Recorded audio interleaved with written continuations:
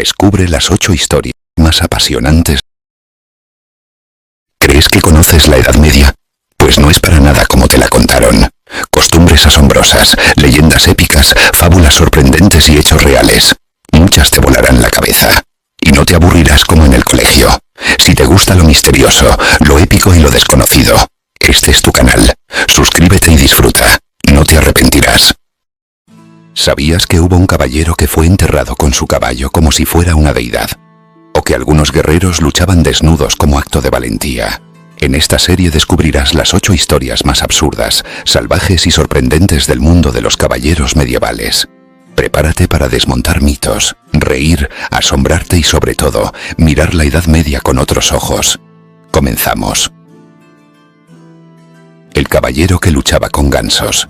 En plena Edad Media existió un caballero normando conocido como Jean de Louis, cuya fama no se debía a su espada, sino a su séquito de gansos entrenados. Según crónicas del siglo XII, Jean crió más de 30 gansos para que lo acompañaran a la batalla, confiando en su agresividad y su graznido intimidante. Estos animales eran capaces de atacar los tobillos de los enemigos, desorganizando formaciones y provocando caos en los campamentos enemigos durante la noche. Aunque muchos lo tomaban por loco, varios testimonios afirmaron que esta táctica realmente funcionaba en pequeños enfrentamientos rurales. Jean también era poeta y componía versos dedicados a sus aves. Algunos soldados aseguraban que los gansos eran reencarnaciones de guerreros antiguos, bendecidos por San Miguel. Murió en combate defendiendo una aldea normanda, y según la leyenda, sus gansos lo protegieron hasta el último aliento, picoteando ferozmente a los soldados enemigos. Su tumba fue adornada con una escultura de piedra donde un ganso lo acompaña a caballo. Aunque los historiadores no se ponen de acuerdo sobre la veracidad total de la historia, el mito de Jean y su ejército alado sigue apareciendo en libros de leyendas y cuentos de caballería del norte de Francia. Extraño sí, eficaz. Quizás. El torneo en que todos murieron. En 1241, en Alemania, se celebró un torneo de caballeros en Magdeburgo que terminó en desastre. El evento, planeado como muestra de poder y destreza, atrajo a más de 300 caballeros de diversas regiones, pero lo que debía ser un duelo controlado se convirtió en un auténtico baño de sangre. Las reglas del torneo eran poco claras, y se permitió el uso de armas de guerra reales. Algunos nobles querían demostrar superioridad política, y las tensiones entre casas rivales estallaron. Durante la justa, los equipos empezaron a luchar con rabia, rompiendo lanzas, aplastando cráneos con mazas y atacando incluso a caballeros caídos. Las gradas no estaban separadas adecuadamente y algunos espectadores también fueron heridos. Se dice que más de 60 caballeros murieron ese día. Las crónicas locales hablan del torneo de la muerte. El evento provocó tal escándalo que el emperador Federico II prohibió ciertos tipos de torneos durante años. Aquel día se descubrió que incluso en fiestas caballerescas, el honor podía dar paso a la barbarie. Lo más curioso es que para muchos caballeros, morir en un torneo era una gloria. Pero aquí, la masacre fue tal que la nobleza local quedó marcada por generaciones. Aquel día, los aplausos se convirtieron en gritos de horror. El caballero encadenado a su castillo durante el siglo XIII, el caballero francés Guy de la Roche, se convirtió en una figura trágica y legendaria. Gobernaba un castillo en la región de Borgoña, famoso por su riqueza y sus banquetes. Sin embargo, un día, después de una visión religiosa, decidió que su castillo era su prisión y su penitencia. Mandó a sus sirvientes encadenarlo a una pared de su propia torre y ordenó que solo le dieran pan, agua y lecturas de la Biblia. Se decía que había visto al demonio paseando por su salón de banquetes y que se sentía culpable por años de vida mundana. Pasó encadenado más de 7 años, dictando cartas a los pobres, rezando y escribiendo tratados sobre humildad. Su castillo se convirtió en un lugar de peregrinación y muchos lo llamaban el Santo Prisionero. Murió en su torre, rodeado de velas y con una cadena oxidada aún sujetando su tobillo. Fue enterrado dentro del castillo, bajo su celda, y en su lápida se esculpió la cadena como símbolo de arrepentimiento. Hoy, algunos estudiosos dudan de la historia completa. Pero la leyenda de Guy es una de las más potentes metáforas sobre el exceso, la culpa y la redención caballeresca en la Edad Media. Un castillo, una cárcel, una conciencia. El caballero que desafiaba al diablo. En las frías tierras de Escocia, el caballero Sir Archibald de Dunblane se hizo famoso por su obsesión con lo oculto. A mediados del siglo XIV, aseguraba Eaton haber sido retado por el mismísimo diablo en un bosque cercano a su castillo. La leyenda cuenta que mientras cazaba un ciervo, se topó con una figura vestida de negro que le ofreció un duelo de espadas a cambio de poder sobre sus enemigos. Sir Archibald, sin miedo, aceptó. Peleó toda la noche hasta que, exhausto, logró clavar su espada en el corazón del ente. Desde entonces, mandó construir una sala subterránea donde guardaba artefactos religiosos, libros prohibidos y su espada maldita. Muchos creían que había sellado un pacto. Invencibilidad a cambio de su alma. Sus enemigos morían misteriosamente y su castillo sufría tormentas cada aniversario de aquella noche. Cuando murió, su cuerpo fue enterrado con cadenas de plata y rodeado de agua bendita. Incluso se dice que su tumba fue hallada abierta años después, vacía. Para algunos fue un caballero loco, para otros un guerrero que venció al mal con acero y fe. Mito o historia real. Lo cierto es que la figura de Sir Archibald sigue viva en leyendas escocesas, donde la caballería y lo sobrenatural se entrelazan. El duelo, que duró 3 días, uno de los duelos más largos y extraños de la Edad Media, tuvo lugar en 1386 entre el caballero Jean de Carrouges y Jacques Legris en Francia. El conflicto. Legris fue acusado por Carrouges de haber violado a su esposa. Como no existían pruebas concluyentes, el rey autorizó un juicio por combate.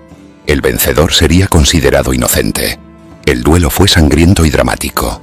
Durante 3 días, en un campo de arena preparado para el evento, los caballeros lucharon con espadas, mazas y lanzas. Miles de espectadores, incluidos nobles y el propio rey, observaron.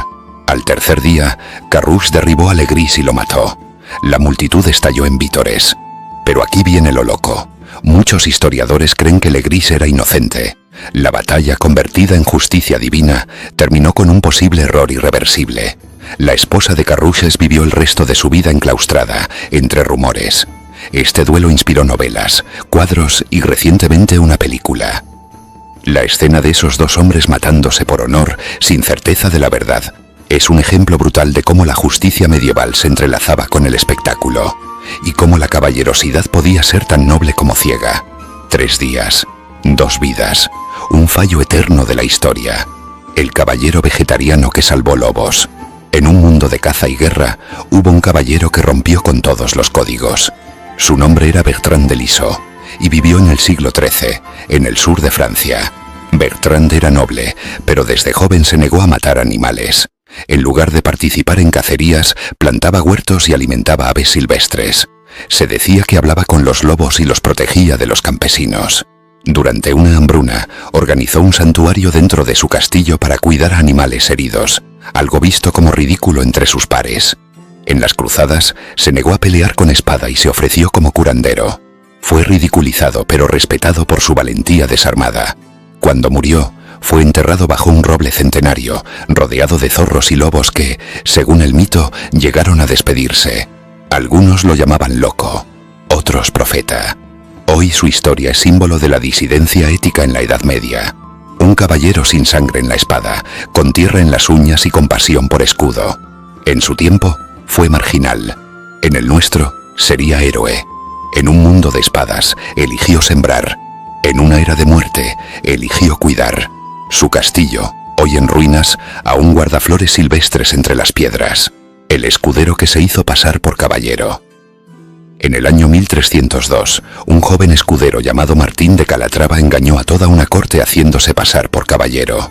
Su señor había muerto en batalla, y Martín, en lugar de volver a casa, tomó su armadura, su escudo y su nombre. Participó en torneos, cortejó damas y ganó fama rápidamente. Su habilidad con la espada era real, y su carisma lo llevó incluso a recibir tierras por parte de un duque. Durante 5 años vivió como noble hasta que un antiguo conocido lo reconoció. Fue llevado a juicio y sorprendentemente, muchos nobles lo defendieron. Argumentaron que aunque no tenía linaje, había demostrado verdadero honor, valentía y dignidad. El juicio terminó con un veredicto insólito. Fue nombrado caballero oficialmente por mérito, no por sangre. Esta historia inspiró múltiples romances de caballería, como El caballero anónimo, y cuestionó el rígido sistema feudal.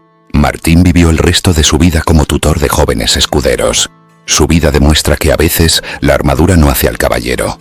Pero la conducta, sí. Fue un farsante, sí. Pero también un símbolo de que el coraje puede ser más fuerte que la cuna. En un mundo de linajes, él fue la excepción que hizo historia. El caballero que dormía en ataúd de Sir Edric de Stoneleigh, un excéntrico caballero inglés del siglo XIV, tenía una obsesión con la muerte. Se decía que dormía cada noche en un ataúd, convencido de que así entrenaba su alma para la eternidad. Vestía de negro incluso en celebraciones, y ordenó que su castillo tuviera estatuas de esqueletos en cada salón. Algunos decían que estaba maldito por una visión que tuvo tras caer gravemente herido en batalla, donde vio su propia tumba ardiendo. Desde entonces se volvió ascético, rechazando placeres y haciendo votos silenciosos durante semanas. Mandó tallar su epitafio 30 años antes de morir, y asistía no a su propio funeral una vez al año como ensayo. Muchos lo evitaban, pero los soldados lo respetaban, pues era feroz y nunca dudaba en entrar en combate, creyendo que la muerte lo acompañaba siempre. Cuando murió, fue enterrado en su ataúd de dormir, con una espada en el pecho y una vela encendida entre las manos. Hoy, su historia inspira a artistas góticos y escritores de horror. Fue llamado el Caballero Sepulcral. Para algunos, loco. Para otros, sabio.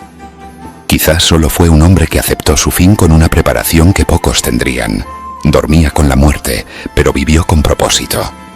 En un mundo de espadas y escudos, la locura y el honor a menudo se cruzaban. Estos caballeros vivieron, o imaginaron vivir, en la frontera entre el mito y la historia. Fueron héroes, farsantes o simplemente humanos enfrentando una época brutal con ideales imposibles. Sus historias, tan absurdas como fascinantes, siguen resonando, porque en la Edad Media, la realidad siempre fue más extraña que la ficción. Este canal existe gracias a personas como tú. Si gustó este viaje al pasado, suscríbete ahora. Cada semana podrás ver videos asombrosos, costumbres increíbles, locuras incomprensibles. Te divertirás como nunca y aprenderás al mismo tiempo. No te arrepentirás. Es gratis, rápido, y tu clic nos ayuda mucho más de lo que imaginas. Con tu apoyo podremos seguir creando historias increíbles. No nos dejes desaparecer. Este canal existe gracias a personas como tú. Si te gustó este viaje al pasado, suscríbete ahora. Es gratis, rápido, y tu clic nos ayuda mucho más de lo que imaginas. Con tu apoyo podremos seguir creando historias increíbles. No nos dejes desaparecer. Escucha esto. Es muy importante, solo unos segundos. Si no llegamos a 1000 suscriptores antes de fin de año, lamentablemente, el canal cerrará. Si de verdad te gusta nuestro canal, suscríbete ahora y compártelo. 1. El caballero que declaró la guerra al océano, Sir Godfrey de Kent, estaba convencido de que el mar tenía algo personal contra él. No ayudó que una tormenta se llevara su bote favorito, su capa favorita y su dignidad. En lugar de aceptarlo como un adulto funcional, decidió hacer lo más lógico para un noble medieval: declararle la guerra al océano. Se presentó armado en la playa cada mañana, clavando su espada en las olas mientras gritaba insultos acuáticos y amenazas muy poco diplomáticas. Reunió campesinos como testigos oficiales y mandó escribir un pergamino declarando al mar traidor, húmedo e insolente. El rey, más preocupado por la salud mental del caballero que por el mar, le otorgó una pensión y una orden real de mantenerse al menos 20 metros lejos del agua. El mar nunca respondió. 2. El caballero que confiaba solo en su cabra Sir Lambert de Poitiers dejó de confiar en los humanos después de que 3 amigos lo traicionaran por un pedazo de queso viejo.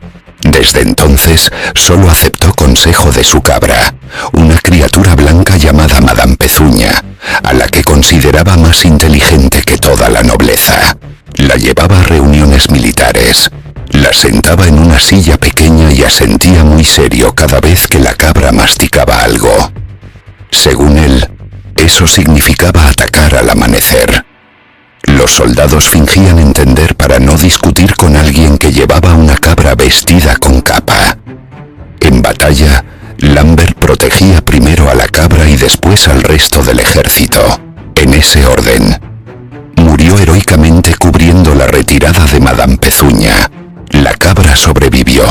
Fue adoptada por el castillo y recibió más respeto que muchos nobles. ¿Y si un solo hombre pudiera derribar fortalezas enteras? ¿Creerías que la astucia vale más que 1000 soldados? Si quieres conocer la verdad, quédate hasta el final. Robert de Blay, el león solitario de Aquitania, fue un caballero del siglo XIII famoso por conquistar ciudades sin ejército. Se infiltraba disfrazado, localizaba puntos débiles y abría puertas para su pequeño grupo. Así tomó fortalezas y saqueó una ciudad. Su fama creció tanto que las ciudades reforzaron defensas por él. Capturado por un traidor, murió riendo.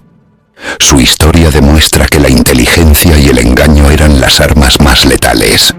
En la Edad Media, no todos los caballeros luchaban con ejércitos. Algunos lo hacían con máscaras y silencio. ¿Qué trauma o maldición podría transformar a un caballero en una criatura aullante, cubierta de pieles y devoradora de carne cruda? ¿Y si la locura se volviera una estrategia de guerra? Si quieres conocer la verdad, quédate hasta el final. Bertrand L'Obscur, caballero borgoñón, fue acusado de magia negra tras las cruzadas.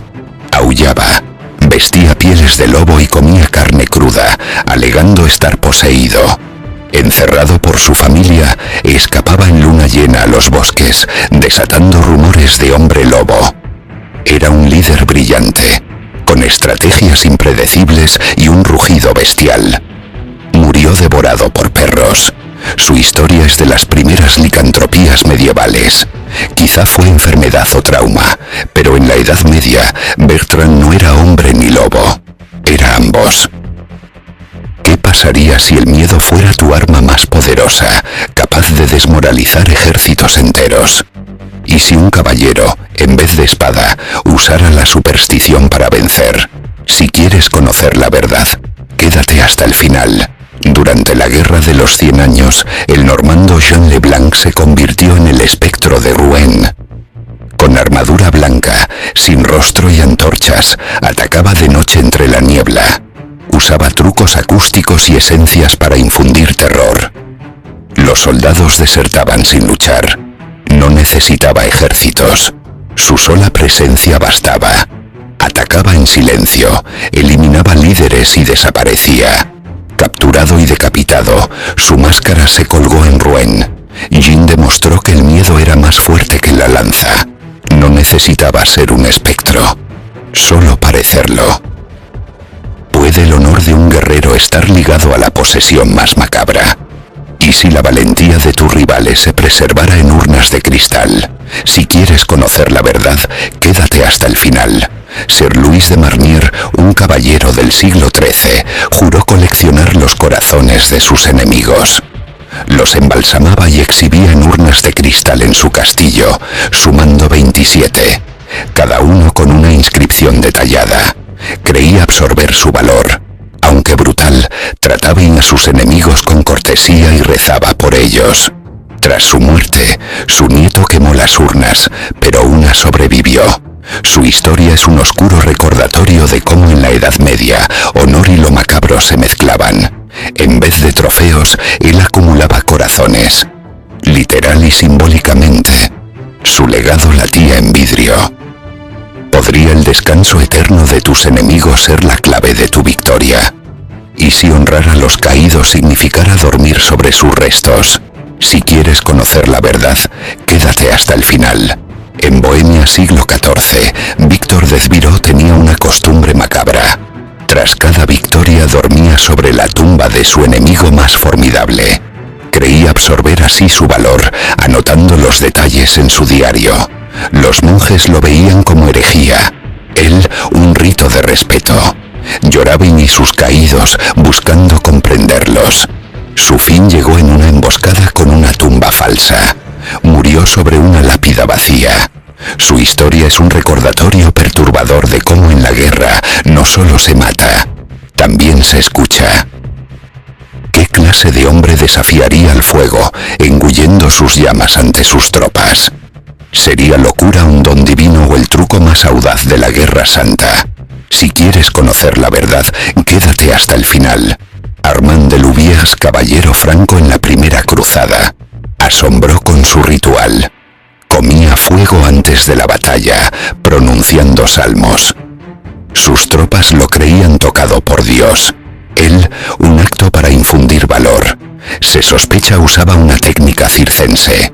En el sitio de Antioquía su aparición solitaria con una antorcha hizo huir a los enemigos. Armand murió quemado por aceite hirviendo, no por su fuego. Su leyenda perdura como símbolo de una fe ardiente. Comer fuego en la cruzada no era truco, era fe encendida. ¿Y si la mejor armadura no fuera de acero, sino de seda? ¿Podría la elegancia de una dama ocultar la astucia de un espía letal? Si quieres conocer la verdad, quédate hasta el final. Durante la Guerra de los 100 años, Angus MacDonald, caballero escocés, se infiltró en castillos ingleses disfrazado de Lady Alinor. Su rostro fino y voz suave le permitían asistir a banquetes, obteniendo información militar vital. Desbarató emboscadas gracias a sus escuchas. Descubierto, escapó lanzando cuchillos desde su corsé y saltando a caballo. El rey lo condecoró. Angus demostró que ni en un mundo de fuerza, el disfraz era más potente que la espada. En el juego de espías, la armadura más fuerte era un vestido bien puesto. ¿Te imaginas que tu arma te susurrara secretos? ¿O que un simple filo pudiera predecir el futuro? Si quieres conocer la verdad, quédate hasta el final.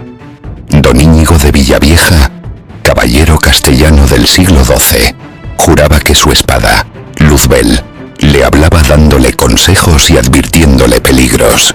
Dormía abrazado a ella y la sentaba a su mesa. Locura o conexión mística. Desobedeció al rey por la espada, fue encarcelado y logró huir. Murió defendiendo un monasterio, enterrado junto a Luzbel, que desapareció misteriosamente. Simbiosis o farsa. En una era de fe y acero, él hablaba con su filo, y según cuentan, a veces su filo respondía.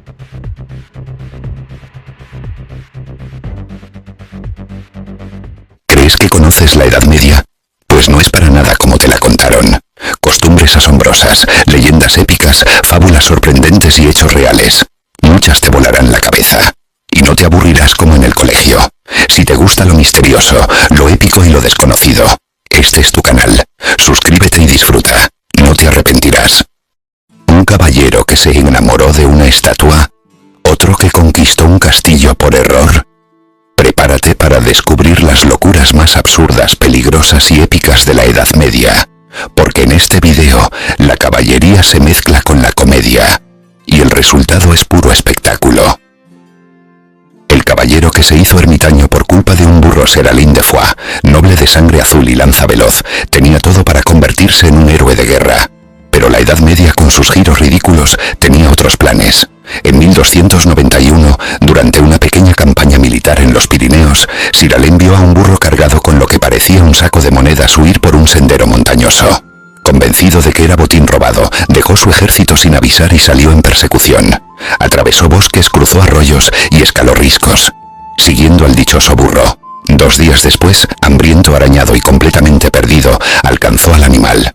El saco contenía nabos, solo nabos. Cuando regresó a su campamento, encontró que había sido atacado. Su ausencia amigo Miri había costado la vida de muchos hombres. Devastado por la culpa y objeto de burla entre los nobles, el cazador de nabos, le llamaban, abandonó la caballería y se retiró a una cueva cercana, donde se convirtió en ermitaño. En su refugio pintó murales del burro por todas las paredes. Se decía que hablaba con él como si fuera un oráculo. Incluso escribió un tratado titulado Del juicio y los nabos, donde reflexionaba sobre la ambición, el engaño y la necesidad de pensar antes de actuar. Algunos campesinos acudían a él en busca de consejo, creyendo que su locura ocultaba sabiduría. Murió en paz, rodeado de burritos salvajes que lo acompañaron hasta el final.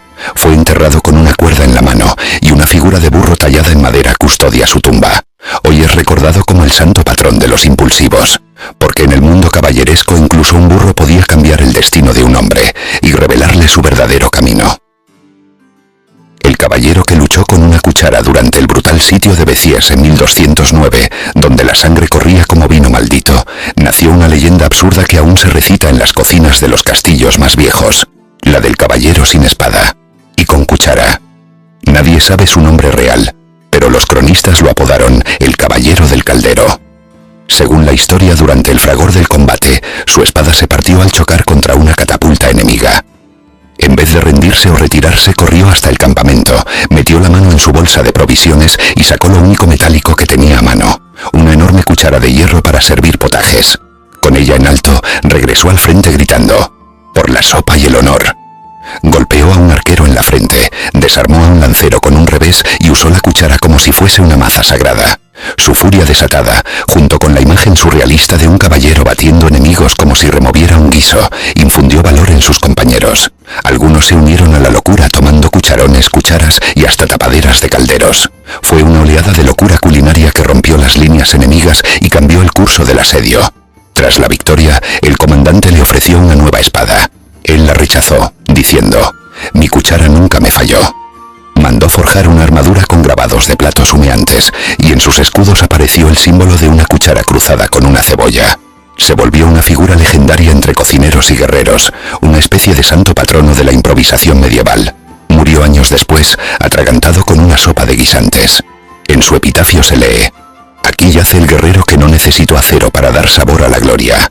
Hoy, una gigantesca cuchara de hierro se exhibe en el Museo de Armas de Carcasona, como tributo a la batalla más absurda y deliciosa de la Edad Media, porque a veces, cuando la historia tiene hambre, hasta los cubiertos se convierten en armas. El caballero que se enamoró de una estatua, Ulrich von Hohenberg, conde y caballero del ducado de Suabia, era un guerrero respetado, frío como el mármol, literalmente. En 1297, durante una visita diplomática al monasterio de Lorsch, fue llevado a la sala de arte sacro. Allí, sus ojos se posaron sobre una estatua de mármol blanco representando a una joven santa desconocida, con una expresión serena y una postura angelical. Fue amor a primera vista, pero con una estatua. Desde ese día Ulrich cayó en una obsesión sin retorno. Mandó hacer una réplica exacta para su castillo, la colocó en sus aposentos y comenzó a comportarse como si estuviera casado con ella. Le hablaba en voz baja, le componía canciones e incluso le regalaba flores frescas cada mañana. En los banquetes dejaba un asiento vacío a su lado, reservado para su amada de piedra. Rechazó alianzas matrimoniales y detestaba que otros la miraran demasiado. Incluso llegó a enfrentarse en duelo con un trovador que escribió una balada inspirada en su esposa. Sus vasallos, al principio preocupados, terminaron aceptando la situación. La estatua fue vestida con túnicas reales y recibió títulos nobiliarios. Un escultor llegó a modificarle el rostro para darle una sonrisa más acorde con el corazón de Ulrich. Su castillo se convirtió en punto de atracción para nobles curiosos y poetas románticos. Murió en una batalla contra los húngaros, llevando colgada al cuello una miniatura de su estatua. Su escudero, cumpliendo su última voluntad, llevó la escultura al campo de batalla y la enterró junto a él, como si se tratara de su esposa legítima. Años después, los monjes del monasterio de Lorsch esculpieron una versión idéntica en su honor, con una inscripción que dice: «El corazón de piedra más fiel del imperio». Ulrich demostró que en la Edad Media el amor podía traspasar toda lógica, y que a veces los caballeros no solo peleaban por damas de carne y hueso, sino también por aquellas que nunca podían responderles. Una locura caballeresca más, de proporciones monumentales. El caballero que peleaba dormido en las tierras heladas del norte de Noruega vivió uno de los guerreros más insólitos de la caballería medieval, Sir Havard el Somnoliento. Nacido en el siglo XIV, era famoso por su habilidad marcial y por su curiosa condición de sonambulismo guerrero. Según los relatos, desde niño se levantaba en mitad de la noche, tomaba palos, espadas o cualquier objeto largo y comenzaba a entrenar dormido. Su familia pensaba que estaba poseído por los antiguos dioses vikingos. Al crecer, su condición no desapareció, y cada noche recorría el patio del castillo realizando movimientos de combate con precisión letal, mientras dormía plácidamente. Durante una incursión enemiga nocturna, ocurrió el milagro. Sin que nadie lo despertara, Sir Havard se levantó, caminó hasta la muralla y con una espada en mano, repelió a 3 asaltantes él solo. Su escudero lo vio pelear con furia sobrenatural, murmurando frases en sueños como: «Fuera de mis ovejas», o «No toques mi sopa». Al amanecer, Havard no recordaba nada, pero sus botas estaban llenas de sangre enemiga. Fue entonces cuando el rey lo nombró guardián del sueño. Se construyó una torre especial donde pudiera dormir libremente, armadura incluida. Por seguridad su espada se colgaba en la pared, pero cada noche encontraba otra. Cuchillos, candelabros o incluso una pata de cabra. Su fama se extendió por toda Escandinavia. Algunos enemigos se negaban a atacarlo de noche por miedo a que el caballero dormido despertara en modo berserker. Murió finalmente en batalla, dormido sobre su caballo, tras entrar solo en una emboscada enemiga. Algunos dicen que nunca despertó. Fue enterrado con una almohada bajo la cabeza y su escudo grabado con una luna creciente. Su historia aún inspira cuentos, cómics y videojuegos, y en algunos pueblos noruegos aún se le deja leche tibia junto a la cama, por si algún día vuelve a caminar entre sueños, porque en la Edad Media ni el sueño era excusa para dejar de pelear. El caballero que olvidó dónde dejó su ejército, Rodrigo de Navamorcuende, conocido entre sus pares como el Olvidadizo, pasó a la historia no por sus victorias, sino por uno de los despistes más absurdos de la Edad Media. En 1314 fue nombrado comandante de una pequeña fuerza que debía contener una incursión musulmana en la frontera sur del Reino de Castilla. Reunió a sus hombres, se colocó su brillante armadura, se aseguró de llevar la bandera real y partió. Todo parecía ir bien, hasta que hizo una parada en una posada famosa por su vino especiado y sus trovadores. Se entretuvo más de la cuenta, y al salir, simplemente siguió cabalgando. Sus soldados, más disciplinados, se habían detenido para esperar órdenes, acampando unas leguas atrás. Rodrigo, sin darse cuenta de que iba completamente solo, llegó al frente enemigo creyendo que sus 500 hombres le seguían de cerca. Se presentó ante el comandante rival con voz firme. «Rendíos. Mis tropas rodean este lugar como el pan envuelve el queso». Los enemigos, desconcertados, no sabían si era un loco o un genio. Al día siguiente, ante la falta de movimiento, pensaron que se trataba de una trampa real. Huyeron durante la noche abandonando el bastión. Rodrigo, aún sin entender por qué no veía a Mipochitin a sus hombres, entró triunfal en el castillo vacío. Solo 3 días después llegaron sus soldados, exhaustos de buscarlo. Nadie tuvo el valor de decirle la verdad. El rey lo condecoró por su audacia estratégica, y el episodio fue anotado como ejemplo de guerra psicológica en los libros de táctica militar. Lo más increíble es que Rodrigo jamás supo que ganó una fortaleza completamente solo. Murió años después, confundiendo su yelmo con una sopera durante una cena real. Pero su nombre vive en las crónicas como el comandante que por despistado consiguió una de las victorias más extrañas del medievo. Una mezcla de torpeza, suerte y una gran dosis de vino. El caballero que murió por mirar atrás. En el siglo XII, el caballero Godric de Wensfield se convirtió en leyenda, por un error tan trágico como absurdo. Durante una emboscada en los pantanos del norte de Inglaterra, Godric lideraba una carga heroica para salvar a su señor feudal. Iba montado en su enorme corcel negro, con la lanza en alto y el estandarte de su casa ondeando glorioso. La historia cuenta que al escuchar un grito, giró la cabeza hacia atrás, y ese gesto cambió todo. Su yelmo, demasiado apretado y mal diseñado, se giró con él, bloqueándole la visión. En pánico tiró la lanza, giró en dirección equivocada y cayó directamente en un pozo cenagoso. Sus hombres no pudieron rescatarlo a tiempo. Murió ahogado, atrapado entre su armadura y el lodo. Durante siglos fue un ejemplo de advertencia para armeros y jinetes. En algunos manuales de caballería aparece como el caso Godric, símbolo de que mirar atrás podía ser mortal. Literalmente. Hoy, su tumba sigue en ruinas, pero la leyenda perdura. Un valiente sin duda, pero también una víctima de su casco testarudo. Porque en la Edad Media, hasta los héroes podían perder la vida por un descuido tan ridículo como mirar hacia atrás. Este canal existe gracias a personas como tú. Si te gustó este viaje al pasado, suscríbete ahora. Es gratis, rápido, y tu clic nos ayuda mucho más de lo que imaginas. Con tu apoyo podremos seguir creando historias increíbles. No nos dejes desaparecer. ¿Crees que conoces la Edad Media? Pues no es para nada como te la contaron. Costumbres asombrosas, leyendas épicas, fábulas sorprendentes y hechos reales. Muchas te volarán la cabeza. Y no te aburrirás como en el colegio. Si te gusta lo misterioso, lo épico y lo desconocido, este es tu canal. Suscríbete y disfruta. No te arrepentirás. ¿Meterías tu mano en agua hirviendo solo para demostrar que eres inocente? ¿Y si una vaca fuera juzgada por asesinato, con abogado y todo? ¿Sabías que en la Edad Media la gente tenía miedo de bañarse?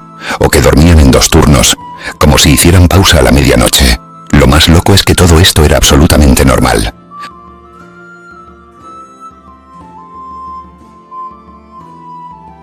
La Edad Media, tierra de castillos, caballeros y costumbres tan absurdas que hoy parecen sacadas de una película de comedia. ¿Te imaginas tener que meter la mano en agua hirviendo para demostrar tu inocencia? ¿O ver cómo una vaca es llevada a juicio con juez, testigos y hasta abogado? Aunque suene increíble, eso era parte de la vida cotidiana. Hoy te voy a mostrar 7 cosas que parecen completamente locas, ridículas, incluso peligrosas, pero que eran absolutamente normales en el mundo medieval. Algunas te harán reír, otras te dejarán boquiabierto. Y quizás, cuando termines de ver este video, empieces a mirar tu rutina diaria con otros ojos. Prepárate para un viaje fascinante, oscuro, extravagante y 100% real. Bienvenido a una Edad Media que no te contaron en la escuela.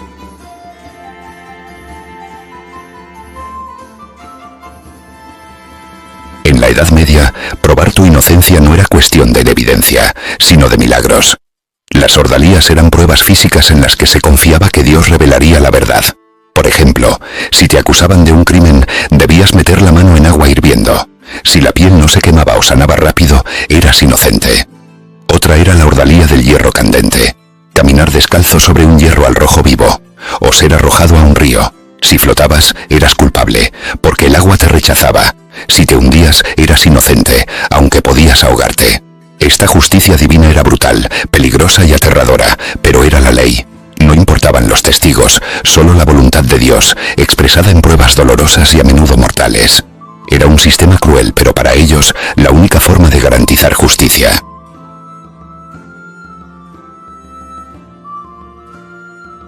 En la Edad Media, los animales no estaban exentos de la ley. Sí, los animales podían ser arrestados, juzgados y hasta ejecutados. En Francia, por ejemplo, una cerda fue condenada a muerte tras matar a un niño. La cerda tuvo abogado, testigos y un juicio formal que terminó con la horca. Pero no solo los grandes animales. Ratas, insectos e incluso gatos fueron llevados ante tribunales por daños o desobedecer la ley de Dios. Las iglesias les enviaban cartas oficiales pidiéndoles que abandonaran las aldeas. Esta práctica parece absurda hoy, pero mostraba la creencia medieval de que toda criatura estaba bajo la ley divina. Así, hasta los animales tenían que rendir cuentas, y eran vistos como responsables de sus pecados. La línea entre lo humano y lo animal era muy diferente a la nuestra. Aunque la Edad Media tuvo baños públicos, con el tiempo la idea de bañarse se volvió peligrosa. Durante la peste los médicos creían que el agua abría los poros y dejaba entrar enfermedades mortales. Por eso, el baño fue visto como un riesgo para la salud. En lugar de agua, la gente usaba perfumes fuertes, ropa limpia y polvo aromático para disimular olores.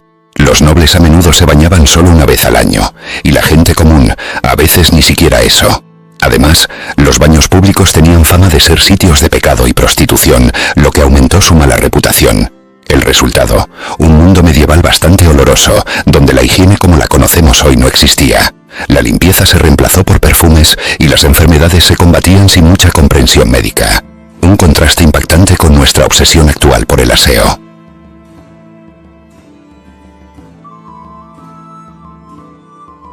Hoy damos por sentado dormir 8 horas seguidas, pero en la Edad Media el patrón era distinto. Dormían en 2 bloques. Se acostaban al anochecer, dormían unas 4 horas, despertaban por 1 o 2 horas y luego dormían de nuevo. Durante ese tiempo despiertos, leían, rezaban, conversaban o incluso tenían sexo. Este primer sueño y segundo sueño se menciona en cartas, textos médicos y sermones. Era un ritmo natural para ellos, adaptado a la oscuridad y la falta de luz artificial. Solo con la llegada de las luces eléctricas y la vida moderna, este patrón desapareció. Para la gente medieval, la noche no era solo para dormir, sino también un tiempo para reflexión y actividades personales. Un ritmo de vida muy diferente al actual, que nos parece extraño pero fue normal por siglos.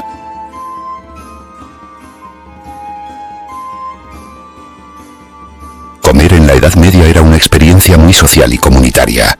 Las familias y comunidades compartían platos en largas mesas. El pan no solo era alimento, sino también plato.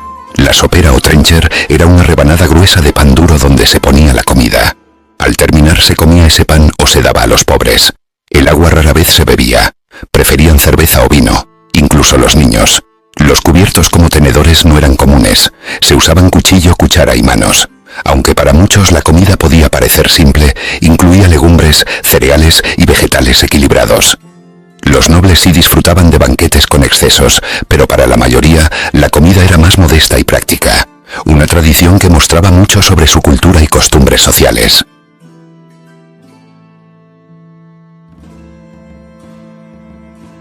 El mundo medieval estaba lleno de miedos invisibles y supersticiones. Demonios, brujas, espíritus y mal de ojo eran explicaciones comunes para desgracias. Cualquier problema se atribuía a una maldición o influencia sobrenatural. Para protegerse la gente usaba amuletos, rezos especiales y hierbas como la ruda o el ajo. Los gatos negros eran considerados portadores de mala suerte. Los curanderos muchas veces eran acusados de brujería y perseguidos. Enfermedades se combatían más con exorcismos que con medicina real. Se realizaban rituales extraños para amarrar a personas o alejarlas del mal. Esta mezcla de miedo y magia dominaba la vida diaria, creando una atmósfera de temor y misterio constante. Un mundo donde la ciencia no existía y la superstición mandaba.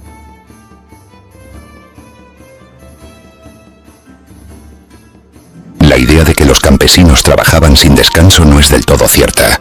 En la Edad Media había muchos días festivos, en algunos lugares hasta 80 al año. Estos días se dedicaban a santos, ferias y celebraciones religiosas, y se suspendía el trabajo. El ritmo de vida era más pausado, sin la presión de la productividad moderna. La gente dormía más, comía sin prisas y disfrutaba de pausas sociales. Las ciudades cerraban al anochecer y la vida giraba alrededor de la iglesia y el mercado. Los campesinos tenían tiempo para descansar y socializar, algo impensable para muchos hoy. Este equilibrio permitía sobrevivir en condiciones duras y mantener tradiciones. El trabajo duro existía, pero también el tiempo para vivir, celebrar y descansar.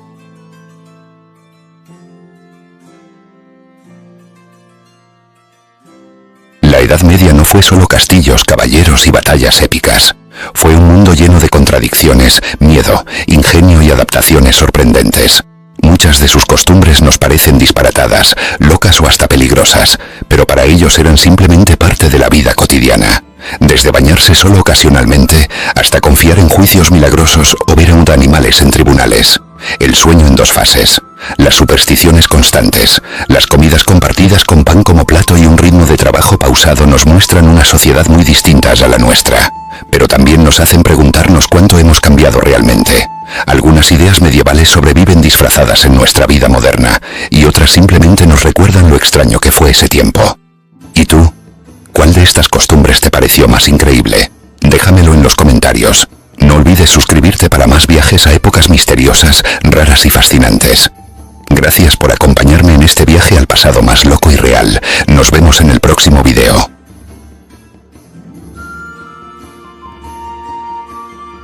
En la Edad Media visitar al médico podía parecer más una consulta mágica que científica.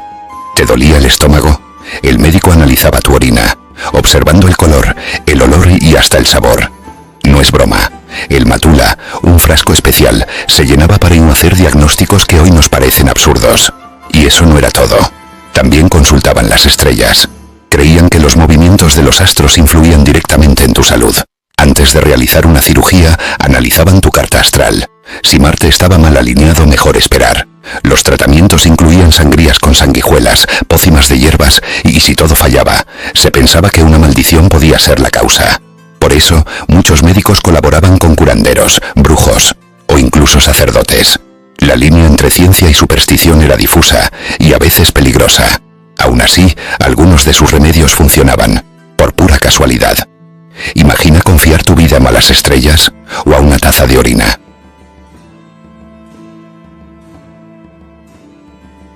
Hoy los funerales suelen ser momentos de silencio, recogimiento y respeto, pero en la Edad Media eran todo lo contrario. Los entierros se convertían en verdaderas fiestas. Había banquetes, vino a raudales y muchas veces peleas entre familiares. Se creía que cuanto más ruidoso y concurrido era el funeral, más honor tenía el difunto. Algunos incluso contrataban lloronas profesionales para que el drama fuera mayor. Y en ciertas regiones existía la tradición de abrir el ataúd después del entierro. La razón: comer y beber justo encima de la tumba, como si se compartiera la última cena con el fallecido. Otros lanzaban objetos personales al féretro: zapatos, pan, armas, y en algunos casos extremos se desenterraba el cuerpo días después para asegurarse de que realmente estuviera muerto. Una mezcla entre homenaje, superstición y mucho alcohol. Una despedida sí, pero nada sobria. ¿Irías tú a un funeral medieval? La religión lo impregnaba todo, incluso lo más extraño. En algunas iglesias medievales los animales asistían a misa, literalmente. Se bendecían caballos, vacas e incluso gallinas para asegurar cosechas o proteger al ganado. Y si un cerdo se portaba mal, podía ser excomulgado. Pero lo más impactante eran los cuerpos de los santos. Si un cadáver no se descomponía, era señal de santidad. Muchos cuerpos fueron exhibidos durante siglos como prueba divina. Algunos estaban embalsamados, otros simplemente bien conservados por el frío o la humedad. Pero los fieles lo veían como un milagro. Se organizaban procesiones, se tocaban los restos para curarse y se arrancaban fragmentos de huesos como reliquias. Había competencia entre iglesias por quién tenía el santo más entero.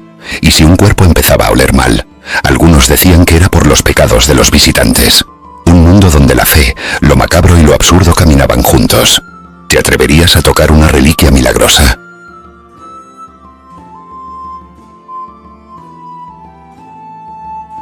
¿Crees que conoces la Edad Media? Pues no es para nada como te la contaron. Costumbres asombrosas, leyendas épicas, fábulas sorprendentes y hechos reales. Muchas te volarán la cabeza. Y no te aburrirás como en el colegio. Si te gusta lo misterioso, lo épico y lo desconocido, este es tu canal. Suscríbete y disfruta. No te arrepentirás. ¿Crees que conoces la Edad Media? Pues no es para nada como te la contaron. Costumbres asombrosas, leyendas épicas, fábulas sorprendentes y hechos reales. Muchas te volarán la cabeza. Y no te aburrirás como en el colegio. Si te gusta lo misterioso, lo épico y lo desconocido, este es tu canal. Suscríbete y disfruta. No te arrepentirás. ¿Te imaginas que por un día el tonto del pueblo sea coronado rey? ¿Te imaginas un concurso de pedos con premios y aplausos? ¿O un desfile con zapatos al revés por todo el pueblo? ¿Y qué tal si te obligan a besar a desconocidos por tradición? La Edad Media no era solo castillos y cruzadas. También tenía fiestas tan absurdas como geniales. El Día de los Locos. El rey por un día. ¿Te imaginas que por un día el tonto del pueblo sea coronado rey? Que las reglas se inviertan y los más locos tengan el poder absoluto. ¿Cómo reaccionarían los nobles y el clero? En la Edad Media existía una celebración llamada el Día de los Locos, donde el pueblo se liberaba de la rigidez y el orden social por un tiempo. El protagonista era el rey de los locos, generalmente el más torpe o gracioso del pueblo, que recibía corona de cartón, cetro improvisado y un séquito de bufones y alocados. Durante esta jornada podía ordenar absurdos, como cambiar los roles de maestros y alumnos, o prohibir que los sacerdotes hablaran en serio. La gente se entregaba a la locura permitida. Gritos, bailes estrambóticos, bromas pesadas y hasta peleas fingidas. Esta fiesta servía para soltar tensiones acumuladas y para recordar que incluso en la sociedad más dura, un poco de humor y caos era necesario para sobrevivir. Pero ojo, la locura era solo por un día, porque al siguiente todo volvía a la normalidad y el rey de los locos desaparecía en el olvido. Hasta el próximo año. La fiesta de los inocentes. Rezos y rebuznos.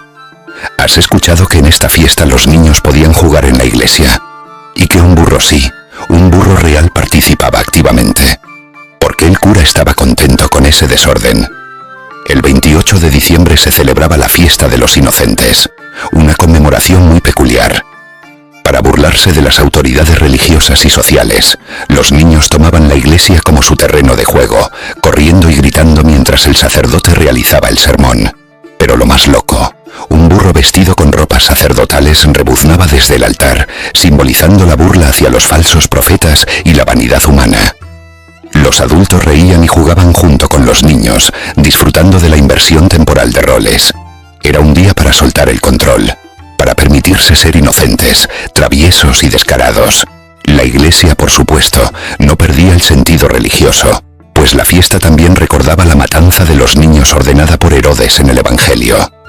Así, entre risas y ruido, se enseñaba una lección. La verdadera inocencia puede ser ruidosa y rebelde, pero también necesaria para la humanidad. La danza de la muerte. Risa frente a la muerte. Podrías bailar y reír frente a la muerte que acecha a cada paso. ¿Cómo enfrentaban los medievales esta sombra constante? La danza de la muerte, o danse macabre, era una tradición artística y ritual que representaba la igualdad de todos ante la muerte. Durante fiestas y representaciones teatrales, actores disfrazados de esqueletos sorprendían a nobles, campesinos, reyes y mendigos, invitándolos a bailar en una procesión grotesca y simbólica. Este ritual enseñaba que sin importar el estatus social ni las riquezas, la muerte es el destino final. Pero en lugar de miedo, la danza provocaba una risa nerviosa, una aceptación irónica del fin inevitable.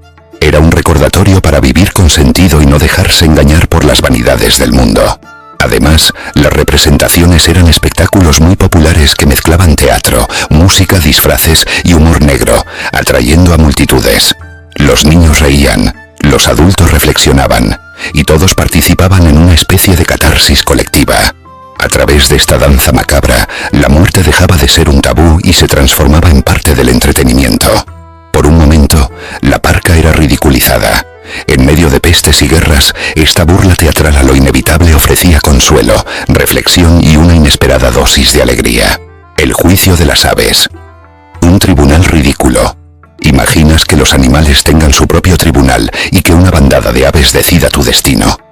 ¿Qué crímenes podían cometer los pájaros? En algunos pueblos medievales se celebraban juicios simbólicos a animales, especialmente aves, acusadas de destruir cosechas, ensuciar fuentes o perturbar la paz. Estos juicios eran auténticos espectáculos.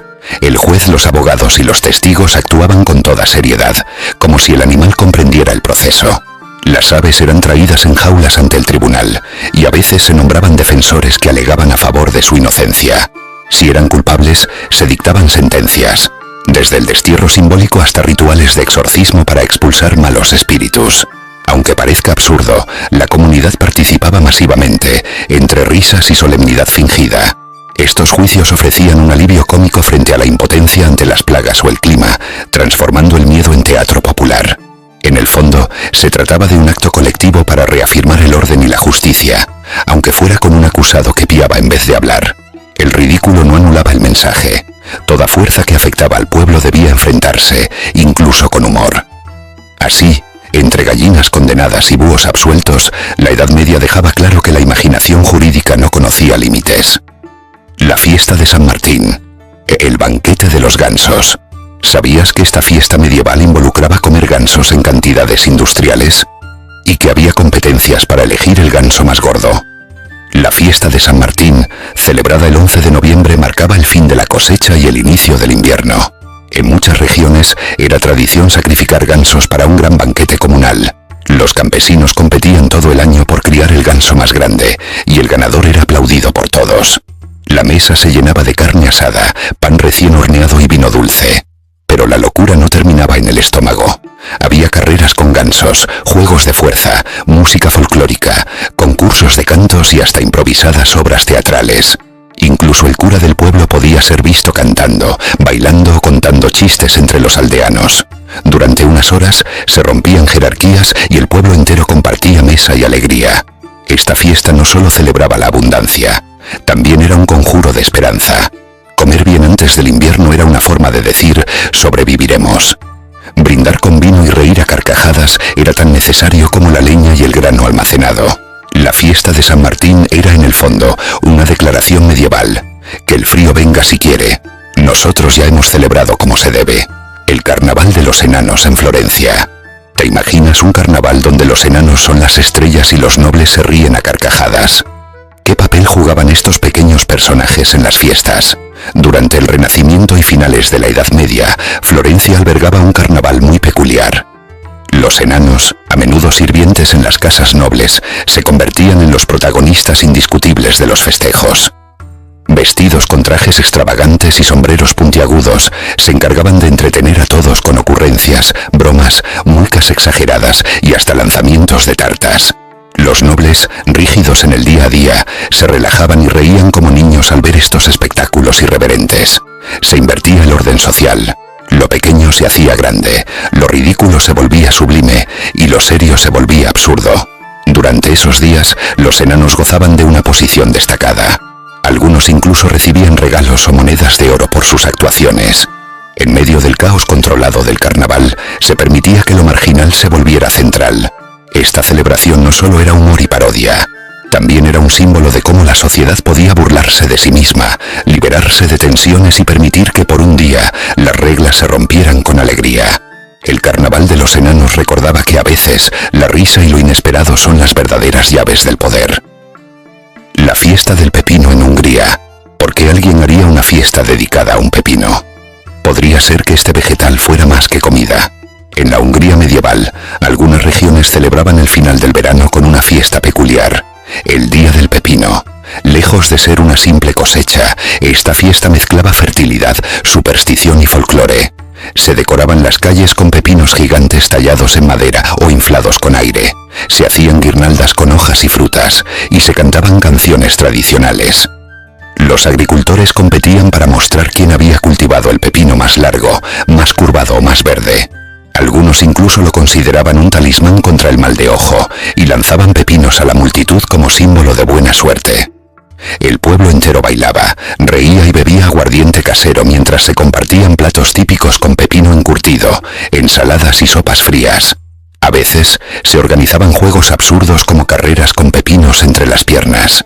Aunque hoy nos parezca excéntrico, para aquellos campesinos esta fiesta era vital.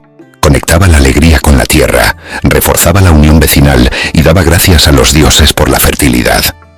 La fiesta del pepino demostraba que en la Edad Media no todo era oscuridad y castillos. También había espacio para vegetales alegres y celebraciones llenas de sabor, risa y superstición campesina. El Festival del Pedo en Escocia. ¿Te atreverías a competir para ver quién tiene el pedo más sonoro? ¿Y si esa competencia tuviera premio y público? En algunas aldeas escocesas medievales, el humor escatológico tenía un lugar privilegiado. Una de las celebraciones más insólitas era el Festival del Pedo, donde hombres y mujeres competían para ver quién soltaba el gas más fuerte, sonoro o gracioso. Sí, has leído bien. El arte de tirarse un pedo era motivo de orgullo y premio. La plaza del pueblo se llenaba de curiosos, tambores y expectación. Algunos participantes calentaban con bebidas fermentadas o comidas estratégicas. El juez, a menudo el alcalde o un monje con buen oído, daba la señal, y el concurso comenzaba. Los ganadores podían llevarse barriles de cerveza, prendas de lana o incluso títulos honoríficos como Rey del Viento. Se cantaban coplas burlonas y la risa colectiva era contagiosa. Este festival servía como válvula de escape. En una época donde la vida era dura, reírse de lo más básico era una forma de resistencia. Era también una lección de humildad. Todos somos humanos, todos tenemos gases, y a veces compartirlos es un acto de comunión. Así, en medio de olores, carcajadas y premios, los escoceses medievales demostraban que incluso el cuerpo podía ser fuente de alegría popular. Suscríbete ahora. Cada semana podrás ver videos asombrosos, costumbres increíbles, locuras incomprensibles. Te divertirás como nunca y aprenderás al mismo tiempo. No te arrepentirás. Es gratis, rápido, y tu clic nos ayuda mucho más de lo que imaginas. Con tu apoyo podremos seguir creando historias increíbles. No nos dejes desaparecer. Nos vemos en el próximo video. Este canal existe gracias a personas como tú. Si te gustó este viaje al pasado, suscríbete ahora. Es gratis, rápido, y tu clic nos ayuda mucho más de lo que imaginas. Con tu apoyo podremos seguir creando historias increíbles. No nos dejes desaparecer. ¿Crees que conoces la Edad Media? Pues no es para nada como te la contaron. Costumbres asombrosas, leyendas épicas, fábulas sorprendentes y hechos reales. Muchas te volarán la cabeza. Y no te aburrirás como en el colegio. Si te gusta lo misterioso, lo épico y lo desconocido, este es tu canal. Suscríbete y disfruta. No te arrepentirás. ¿Sabías que algunos bufones medievales podían insultar al rey y salir vivos? ¿O que uno fingió su propia muerte solo para trollear una boda real? Prepárate para reír, quedarte boquiabierto y decir ¿qué rayos? Con las 10 locuras más dementes de los bufones de la Edad Media. Ponte un gorrito con cascabeles y vamos a empezar. 1. El bufón que salvó su vida con un pedo real.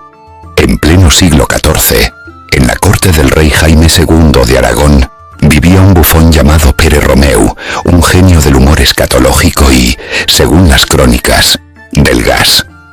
Un día, en un banquete regio, cometió el error de derramar vino sobre el manto del mismísimo rey. Todos enmudecieron, los músicos dejaron de tocar, las doncellas dejaron de abanicar. El silencio era tan denso que se podía cortar con un cuchillo o con un pedo. ¿Y qué hizo Pere? Se paró en la mesa, se bajó los pantalones y soltó un tremendo pedo, tan escandaloso que rebotó por las paredes del salón como una trompeta del apocalipsis. El rey soltó una carcajada monumental. Dijo: «Este hombre no ha solo insultado mi honor, ha elevado el arte del humor». Y así, el bufón no solo evitó la cárcel o la decapitación, sino que ganó una semana libre y 2 patas de cordero extra. Desde entonces se le conoció como Pere el Vientoso, y fue el primer humorista en demostrar que a veces un pedo a tiempo salva más que 1000 disculpas. Moraleja: nunca subestimes el poder diplomático del trasero. 2. El bufón que coronó a un burro como rey. En la corte del duque de Borgoña, un bufón llamado Tribulet, sí, el legendario, decidió un día que la política era demasiado aburrida y que necesitaban un líder con orejas más grandes, literalmente. Así que en pleno consejo de nobles hizo su entrada triunfal tirando de una carreta adornada con oro falso, terciopelo barato y un burro con corona. Lo llamó Su Alteza Real Don Culo Largo Pimirmos. Los nobles estallaron en ira. ¡Qué insulto! ¡Qué herejía! Un burro como rey. Pero antes de que alguien pudiera ordenarle la horca, Tribulet habló con solemnidad. Este noble animal no roba impuestos, no miente en discursos y, a diferencia de muchos aquí, al menos sabe cuándo cagar. El duque, que tenía más sentido del humor que dignidad, soltó una risa tan fuerte que casi se atraganta con su copa de vino. Ordenó que nadie tocara al burro ni al bufón. De hecho, el burro recibió un establo decorado y una banda con el título Príncipe de la Honestidad. Durante una semana, todos los decretos reales fueron firmados con la pezuña del animal. Y Tribulet, claro, fue ascendido a consejero real del absurdo, porque en la Edad Media la sátira podía tener orejas largas. 3. El bufón que interrumpió una ejecución con un chiste de suegras. En Francia, durante el siglo XIII, un bufón conocido como Grégoire el Deslenguado fue testigo de una escena aterradora. Un prisionero a punto de ser ejecutado por traición frente al rey. Mientras el verdugo afilaba la espada y la multitud aullaba, Grégoire se abrió paso entre la gente como si fuera a vender empanadas. Se paró frente al cadalso, levantó la mano y gritó: «Esperen, no pueden matarlo todavía. Aún no ha conocido a mi suegra, y eso sí que es una tortura medieval».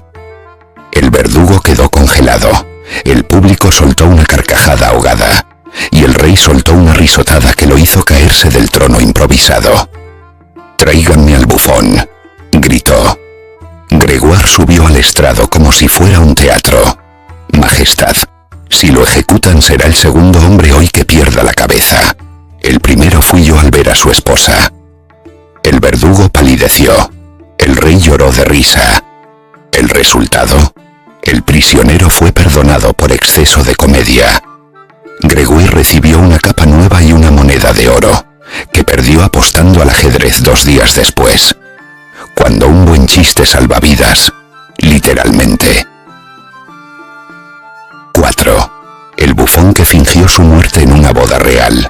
En la boda del príncipe Enrico de Milán, el bufón Giacomo el Dramático quiso hacer un acto inolvidable, y vaya si lo logró. Mientras se preparaban las celebraciones, Giacomo desapareció. Alguien encontró su gorro envenenado. Falso veneno, claro. Una nota que decía: «La tristeza me consume. Adiós mundo cruel». Y unas huellas que llevaban al río. Pánico total. El rey canceló la música. El príncipe lloró, más por perder entretenimiento que por tristeza. Todos pensaban que el bufón se había suicidado, hasta que al cortar el pastel nupcial, saltó desde dentro disfrazado de cadáver. Con sangre falsa, vendas y un grito: «El amor me resucita más que Jesucristo un domingo». La duquesa se desmayó. El príncipe cayó de la risa. El rey lo mandó arrestar. Por 10 segundos, antes de reír tanto que pidió repetir la escena con un segundo pastel.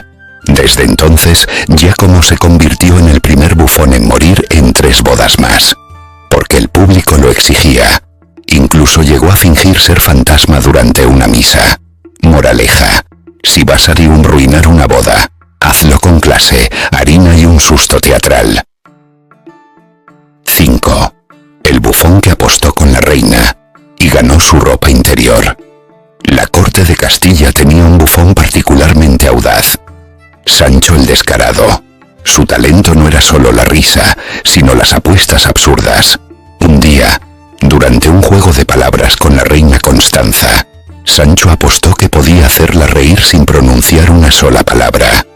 «Si lo logras puedes pedirme cualquier cosa», dijo la reina confiada. El bufón se puso serio, miró a la reina, tomó una tarta y se la estrelló, a sí mismo en la cara. Luego hizo mímica exagerada de cómo era la reina comiendo, imitando gestos, sonidos y hasta sus toses.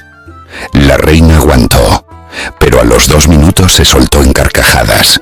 Sancho, triunfante, exigió su premio. «Majestad, humildemente deseo su ropa interior». La corte enmudeció. La reina, riendo, aceptó. Con una condición: debía colgarla en su gorro de bufón. Y así fue como Sancho recorrió palacio con una prenda real en la cabeza durante una semana, desatando carcajadas y escándalos. En los anales de la corte se escribió: «Fue el único hombre en conquistar la reina, sin tocarla». 6. El bufón que se disfrazó de papa para bendecir flatulencias. En una época donde burlarse de la iglesia era casi suicida, un bufón alemán llamado Klaus decidió cruzar todas las líneas. Durante el carnaval de Nuremberg apareció vestido con túnica blanca, corona papal hecha de pan y un cetro de salchicha. Se hacía llamar su santidad Pedorum I. Organizó una misa falsa donde bendecía los gases de los aldeanos. Literalmente la gente se acercaba, se agachaba, soltaba uno, y él los perdonaba en latín inventado. «Flatulus Dominus Vobiscum», decía solemne, mientras rociaba cerveza como agua bendita.